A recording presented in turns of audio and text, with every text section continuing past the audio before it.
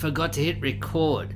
Yep, that's one of the top 7 mistakes that people make when they are hosting a Zoom meeting. Let's get into it. Mistake number 1 is forgetting about the meeting. You forget to add it to your calendar. So when you schedule a meeting, okay, you can put in your topic and a description, put in the meeting in your time zone, and then hit down and hit save. And then you add it to your calendar.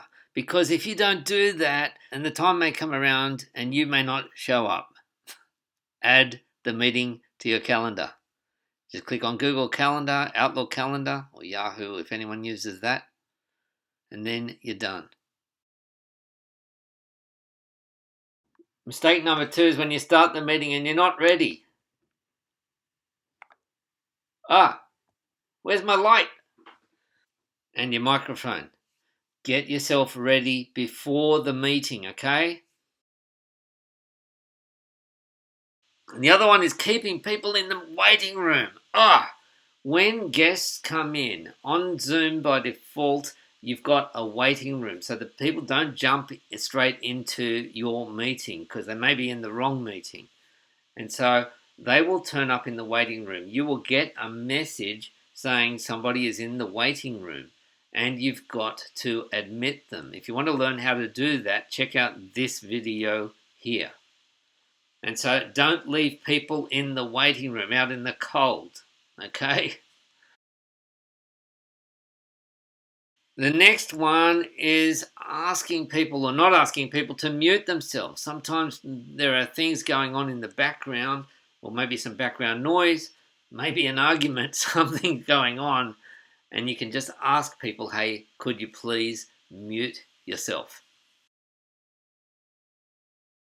Forgetting to hit record. Don't you hate that?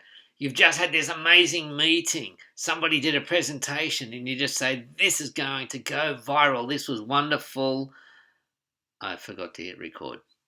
To hit record, you just hit that record button just down there. It may be on the more button. As soon as you do it, you get a message, recording in progress, and you get to see that recording button. Now, as a courtesy, it's always good to tell people ahead of time, hey, I plan to do a recording and here's how I'm going to use that recording. So you can stop and start the recording. Just hit stop recording and you'll see that that recording button will disappear. Recording stopped. Okay. So start and stop the recording when you need to in the Zoom meeting. Now the next one is not being familiar with the controls in the Zoom meeting. If somebody wants to send an invitation, can I invite somebody? Where do we find the invitation? Okay, it's under participants. Invite. It's not really obvious there, is it? It's under participants and invite, and then you can copy the invite link, just the URL, or copy the whole full invitation. Okay? And then send that through.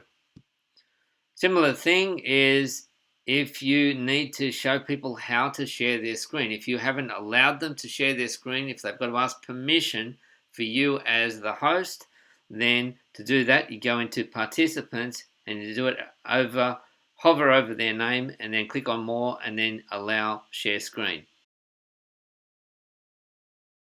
Now the next one is not keeping an eye on the chat. It's a good idea to click on that chat and just keep your eye on it in case something comes up.